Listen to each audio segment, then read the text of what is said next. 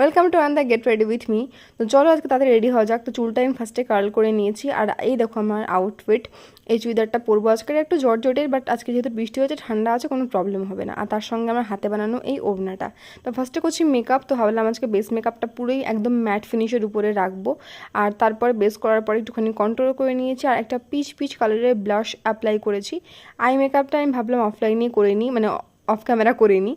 একটু স্মোকি মতন একটা সিম্পল আই মেকআপ করেছি, আর লিপস্টিকে ইউজ করেছি একটা কালার বারের লিপস্টিক, আর তার সঙ্গে NYB এর লিপস্টিক।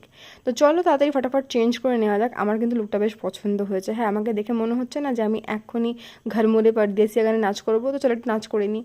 ঘর মোরে পরদেসিয়া আও পধারো পিয়া।